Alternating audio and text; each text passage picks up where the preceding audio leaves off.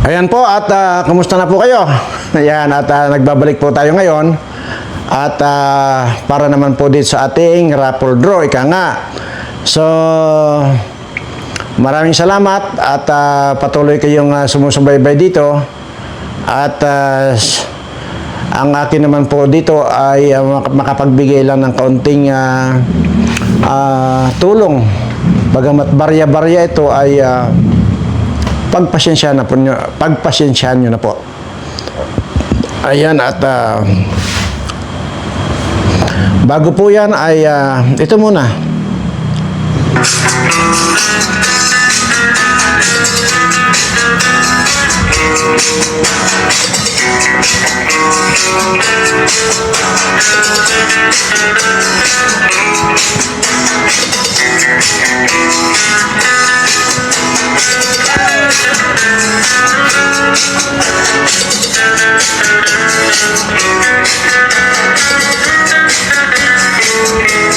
Ayan po yung mga sayawan ng araw eh.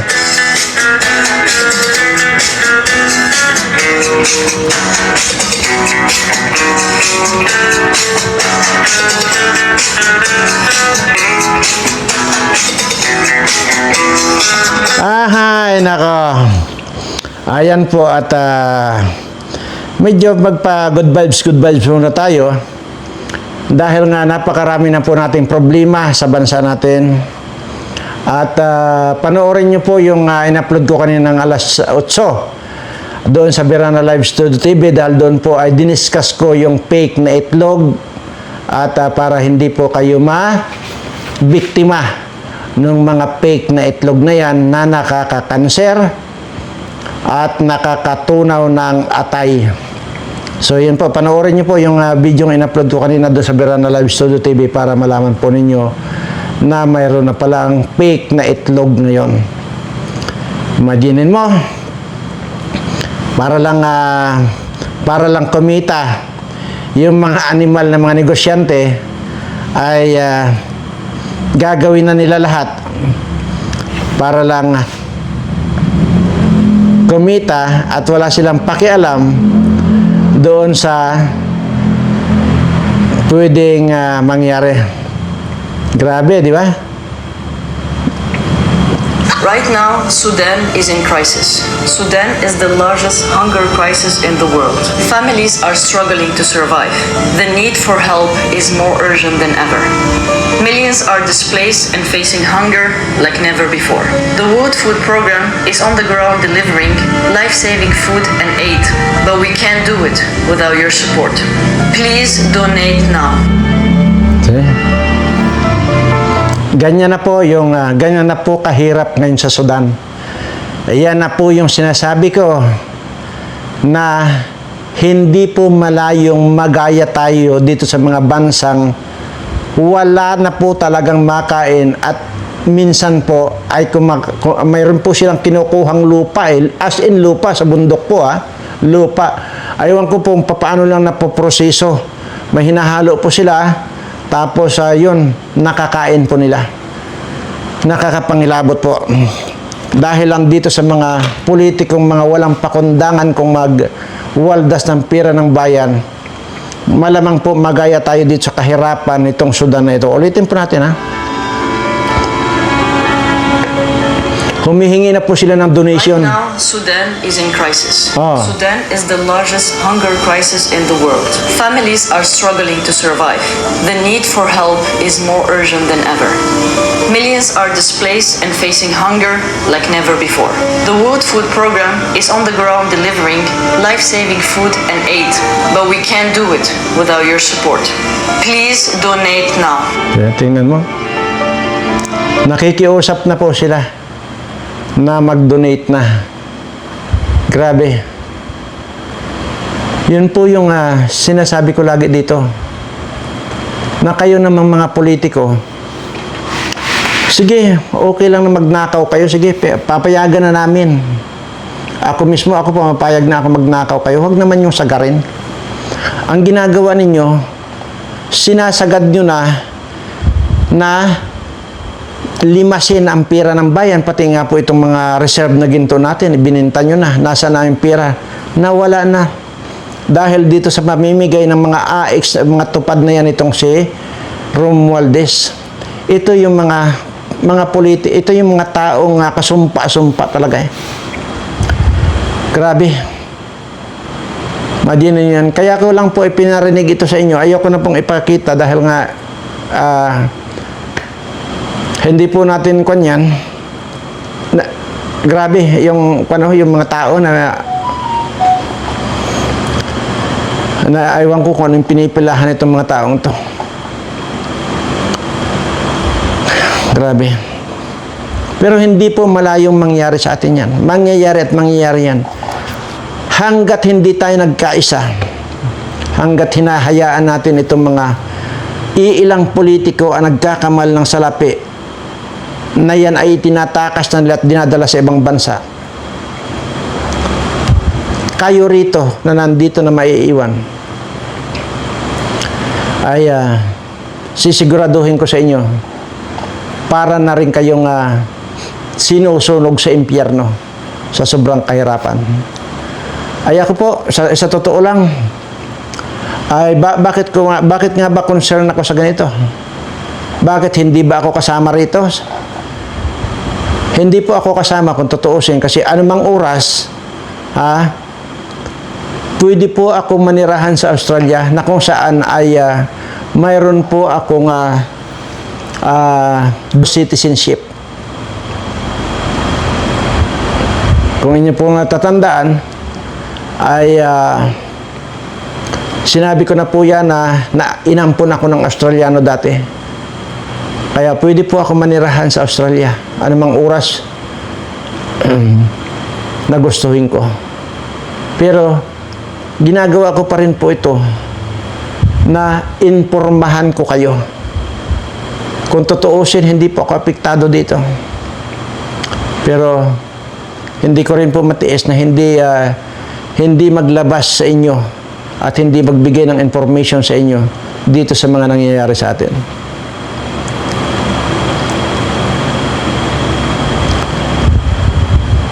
Mayroon po akong dual citizenship. Kaya hindi ko po problema kahit anong mangyayari dito sa Pilipinas. Yan po ang totoo.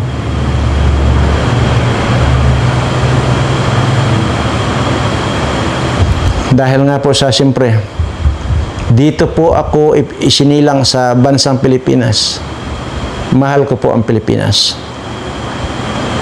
Pero yung sinasabi ko, kung talagang wala nang masulingan, gaya po ng mga yan. Lahat po ng pera natin dito sa bansa, lahat po yan itinatakas lang nila palabas ng bansa. May mga bahay-bahay na po yung mga politikong ito. Kasi anumang mangyari, lalarga lang po yung mga yan. Ang maiiwan, itong mga kawawa nating mga kababayan. Yan ang maiiwan. Kaya, yun po yung talagang nakakadurog ng puso. Sa totoo lang po. Grabe. Ay, nako. Imagine mo. Grabe, no? Talagang kwan. Wala na.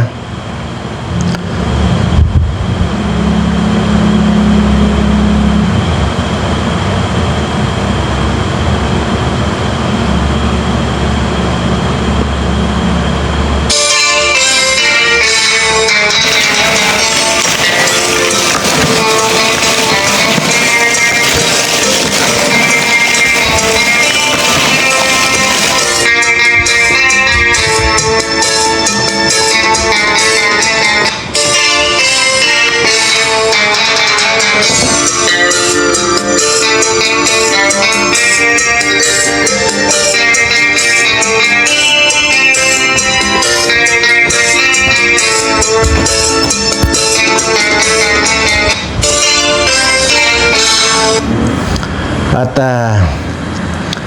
dadaanin lang po natin sa mga ganitong good vibes lang. Katala, ang tindi, masaklap, masakit ang mga nangyayari sa atin.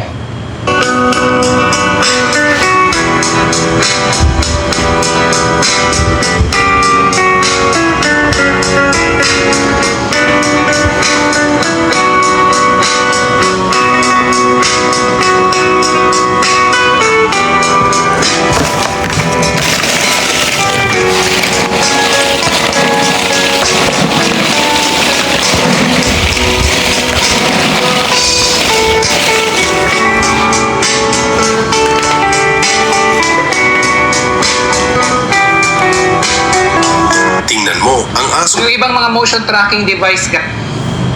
Isa na lang po. Isa na lang at magbubunot na po tayo. At ano ba ito? Isa na ito.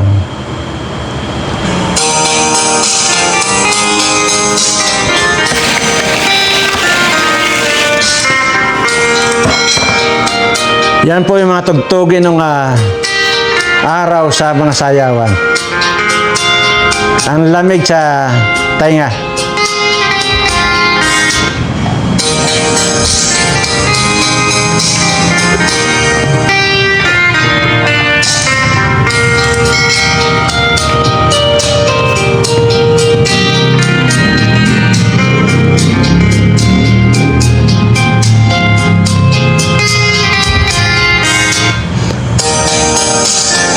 Ayan, at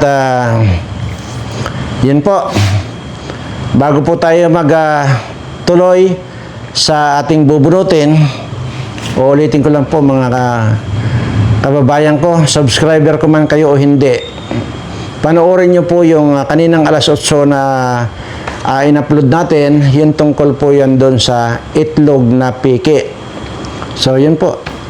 At nandun po in-explain ko po at pinanood ko rin doon yung piki na itlog na kung saan ay nakaka-kanser at nakakasira ng ulo ng isang tao pag nakakakain kayo ng fake na itlog. So ito na po lahat yung mga nandito sa timba. Huwag po kayong mag-alala. Lahat po ay may tsansa na mabubunot kayo. Okay? Una-unahan lamang po yan. Sabi ko nga po sa inyo, kasi nandito na po, wala pong nakikialam dito sa timba na ito. Kaya lahat po, itong mga nandito ay may tsansa kayong mabunot. Doon po sa mga hindi nakakaintindi, na sinasabi ko po rito na huwag kayong magsisend ng kung ano doon sa Tariq Hassan Mirza, kundi ang ilagay ay send nyo lang doon, ayun lang katibayan na kayo nakapag-subscribe para maisulat kayo, maisali ang pangalan nyo rito. Ay kaso marami pa rin po talagang mga ing-ing, so bahala na po kayo sa buhay nyo dahil nire-restrict lang po nung nire-restrict yan, at pagka inulit pa ninyo, binablock na lang po kayo ng sekretary ko. So pasensyahan na po tayo. Ganun po. Basta ang sa akin dito, hindi ko na po kontrolado yan. Sekretary ko po ang nagdedesisyon na dyan kung ibablock kayo o i-restrict. Marami po kasi talagang masakit man sabihin na ing-ing talaga, is ing-ing. Kasi paulit-ulit ko sinasabi rito na ultimo ba namang itong video ko na ito ay isisend nyo sa Tariq Hassan Mirza, ay anong gagawin ko dyan? Diba? Grabe naman kayo. Anyway, sige, ganun na lang. Sabi ko nga sa sekretary ko, bahala ka na. Kung i-block mo nang i-block yan, i-restrict mo nang i-restrict yan, bahala ka na. At ikaw na magdesisyon. Ayan po, bubunutin na po natin yung unang bubunutin. At ito po ay hindi ko tinitingnan yan. Nakatalikod po yan sa akin habang hinahalo ko po itong timba. So ito na po, bunutin na po natin. At uy, lalaki. Napakadalang yung lalaki natin. Marami po kasi talagang babae. So, ito po, lalaki siya. Oh, congratulations. At, kung di ako nagkakamali, pang-5 lang po yata na, pang-5 lang pong lalaki ito. Si Anaclito Reyes. Ayan po. Anaclito Reyes. Ayan. Congratulations, Anaclito Reyes. So,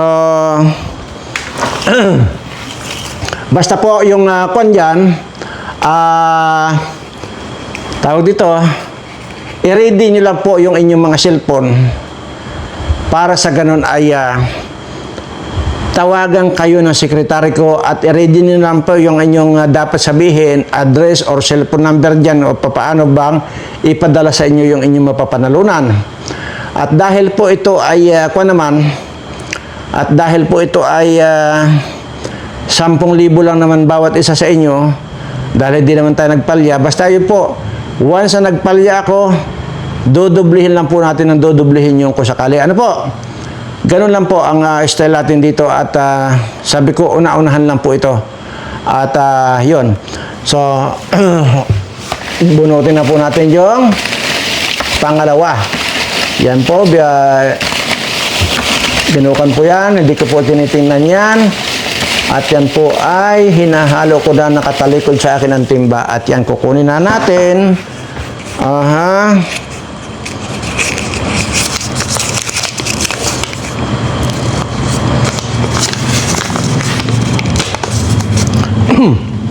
Congratulations, Cynthia Ballesteros. Ayun po, si Cynthia Ballesteros. Congratulations. At yun, paki-ready lang din yung iyong cellphone. Ayan. Yan po, kita nyo, binabalik ko po yan sa timba yung mga nabunot. Kaya ko po binabalik yan para hindi po mawala. Ngayon, baka sabihin nyo naman na, halimbawa, maduble. Halimbawa ngayon ay, sino yun? Cynthia Ballesteros ba yun? At bukas na bunot yung Cynthia Ballesteros ulit, hindi na po siya kasali sa 10,000. Kaya ko po binabalik dyan yung mga pangalan ninyo para po sila ay kasali pa rin po yan doon sa 1.5 million na grand prize na ibibigay ko, bubunutin natin kapag na-reach natin yung 150,000 subscriber doon sa Birana Live Studio TV, doon sa isang channel natin. At yan po, sana po ay maliwanag sa inyo yan. Hindi po pwedeng madoble. Huwag po kayong mag-alala, hindi madodoble yan. Unang-una, nakalista po yan sa notebook. Kaya hindi po pwedeng magdoble. Ayan. So, ano pa ba? Maraming salamat po muli at magpa-subscribe na po kayo doon sa inyong mga kaibigan at mga kamag-anak. Yung pong mga pangit na mga kaibigan ninyo, mga kamag-anak ninyo, yung mga pangit ang mukha, pasubscribein nyo po dito sa dalawang channel ko at siguraduhin ko kaparehas na ninyo magiging maganda sila. Huwag kayong maging madamot sa kapwa ninyo. At huwag nyo ipagdamot na nung nag-subscribe kayo rito ay hindi naman kayo kagandahan. Nung mag-subscribe kayo dito sa dalawang channel ko, gumanda kayo, ay huwag nyo ipagdamot. Ipamalitan ninyo na dito sa dalawang channel ko ay nakakaganda. Maraming salamat po at mahal ko po kayong lahat.